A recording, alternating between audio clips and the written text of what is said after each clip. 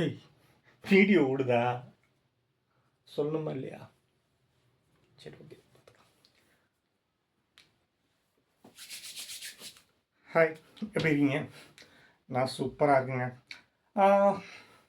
இந்த வீடியோ திரும்பவும் ஒரு மலையாளத்தை பற்றி தான் பேச போகிறேன்.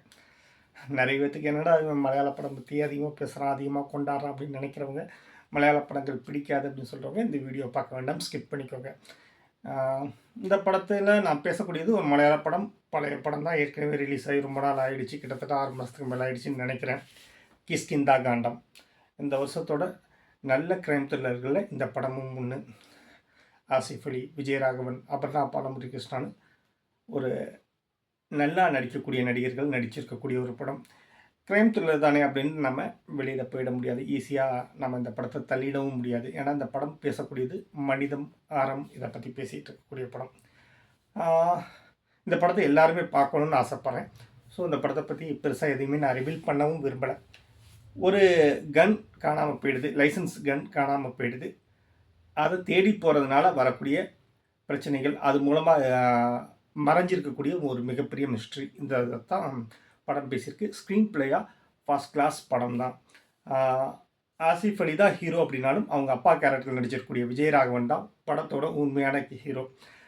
அந்த மாதிரியான ஒருத்தரை வந்து நீங்கள் எங்கே வேணாலும் பார்த்துருப்பீங்க. நம்ம பக்கத்து வீட்டில், நம்ம வீட்டில் ஏதாவது ஒரு வகையில் நமக்கு கனெக்ட் ஆகிட்டே இருக்கும் அப்படிங்கிறது அந்த பாத்திரத்துக்கான வெற்றி. அந்த பாத்திரம் ஜெயித்ததுனாலேயே இந்த படமும் நமக்கு ரொம்ப பிடிக்க ஆரம்பிச்சிடுது. மற்ற படங்களில் யார் வில்லன் அப்படிங்கிறத நம்ம தெரிஞ்சுக்கிறதுல ஆர்வமாக இருப்போம். அஃப்கோர்ஸ் இந்த படத்துலேயும் அந்த ஆர்வம் இருக்கும்.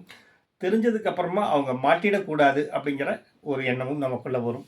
ஆனால் இந்த படத்தில் யாரும் வில்லன் கிடையாது. யாரும் யாரையும் கொலை செஞ்சு கொடூரமான எந்த விஷயமும் இதில் நடக்கவே நடக்காது. ஆனால் ஒரு கிரைம் த்ரில்லர் படம் பாருங்கள், நிச்சயமாக உங்களுக்கு பிடிக்கும். அதுக்கு நான் 100% கேரண்டி கொடுப்பேன். நீங்கள் கொடுக்கக்கூடிய அந்த 2.5 மணி நேரத்துக்கு நிச்சயமாக ஒர்த்தாக இருக்கும். படம் ஸ்லோவாக தான் போகும். ஆசிஃப் அலி மாதிரியான ஒரு ஹீரோட்ட பயங்கரமான அதிரடியான சண்டை காட்சிகள்லாம் எதிர்பார்க்க முடியாது தான். ஆனால் ஆத்மார்த்தமான ஒரு நடிப்பை எதிர்பார்க்க முடியும். இந்த படத்தோட கதையை சின்னதாக ரிவீல் பண்ணணுன்னா, ஏற்கனவே கல்யாணமாகி ஒரு குழந்தையோட இருக்கவர், அவருக்கு கடந்த காலத்தில் நடந்த கசப்பான நினைவுகள் காரணமாக அதை கடந்து வரணுங்கிறதுக்காக திரும்பவும் மேரேஜ் பண்ணிக்கிறாரு. அவங்க தான் அபர்ணா பாலமுருகிருஷ்ணா. வந்ததுக்கப்புறமா வீட்டில் மாற்றி மாற்றி ஏதோ தப்பாக நடக்கிற மாதிரியே அவங்களுக்கு ஒரு சந்தேகம் வருது. இந்த சமயத்தில் ஆசிஃப் அலியோட அப்பா, அதாவது அபர்ணா பாலமுருகிருஷ்ணனுடைய அப்பா வந்து எக்ஸ் மிலிட்ரி ஆஃபீஸர். அவர்கிட்ட ஒரு லைசன்ஸ் கன் இருக்குது. அந்த கன் மிஸ் ஆகிடுச்சு, அந்த கன்னை காணும். அவர் வந்து ஒரு அல்சீமர் பேஷண்ட். அவருக்கு எதுவுமே ஞாபகத்தில் இருக்கிறது கிடையாது. யாரை பார்த்தாலும் மூஞ்சில் அடித்த மாதிரி சடச்சடன் மூஞ்சில் அடித்து பேசக்கூடிய ஒரு ஆள். ஸோ அந்த லைசன்ஸ் கன்னை அங்கே தேர்தல் நடக்க போகுது. அந்த லைசன்ஸ் கன்னை எல்லாருமே போய் போலீஸ் ஸ்டேஷனில் ஒப்படைக்கணும் அப்படிங்கிறது ஒரு ரூல். அதை ஒப்படைக்கிறதுக்காக அதை தேடும்போது அந்த கன்னை காணும். எப்படி காணாமல் போச்சு, எங்கே காணாமல் போச்சு, யாருனால காணாமல் போச்சு, அதனுடைய பின் விளைவுகள் என்ன, பின் கதைகள் என்ன, இதுதான் இந்த படத்தோட தின்லைன். ஆனால் இந்த படத்துக்கு அவங்க கொடுத்துருக்க உழைப்பு அப்படிங்கிறது வந்து அவ்வளோ பெருசு.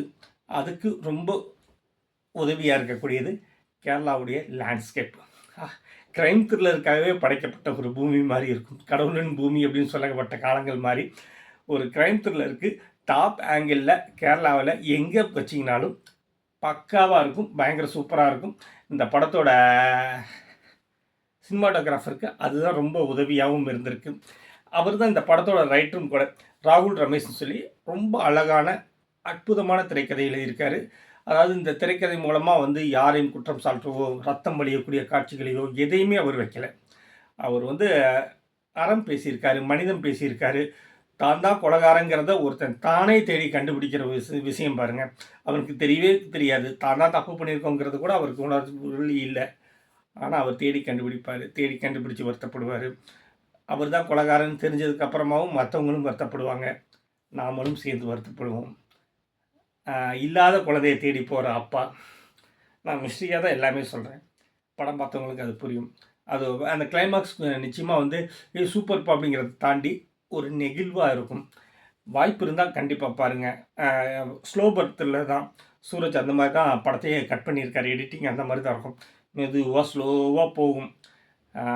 ஆனால் பயங்கரமாக ஒரு இடத்துல வெடிக்கும். அந்த வெடிப்பு வந்து சூப்பர் அப்படிங்கிற மாதிரி இல்லாமல், அப்படியா இது சரிதான், இப்படி இருந்தால் இது நல்லது தான் அப்படிங்கிற மாதிரியான ஒரு முடிவுக்கு உங்களை கொண்டு போகும். நிச்சயமாக பாருங்கள். கிஷ்கிந்தா காண்டம் நீங்கள் இது வரைக்கும் பார்த்த கிரைம் த்ரில்லர்லேருந்து கொஞ்சம் வித்தியாசமாக இருக்கும். நீங்கள் பார்த்த கிரைம் த்ரில்லர்களில் இதுவும் ஒரு பெஸ்ட் படமாக உங்களுக்கு இருக்கும்னு நினைக்கிறேன். அடுத்து அரைப்பரிச்சை லீவ் வருது. அந்த லீவில் நீங்கள் பார்க்கக்கூடிய ஒரு படமாக இந்த படத்தை எடுத்து வைங்க. கண்டிப்பாக குடும்பத்தோடு பார்க்கக்கூடிய படம் தாங்க. வன்முறைகள் இருக்காது, இன்டிமேட்டான சீன்கள் எதுவுமே இருக்காது, கெட்ட வார்த்தைகள் கிடையாது.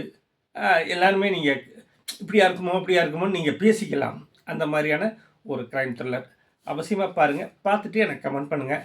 பார்த்தவங்க நான் சொல்கிற அளவுக்கு இந்த படம் ஒர்த்தாக இருந்துச்சா அப்படிங்கிறதையும் நீங்கள் எனக்கு சொல்லுங்கள். நன்றி. நான் இன்னொரு வீடியோவில் உங்களை கண்டிப்பாக சந்திக்கிறேன். பாய்.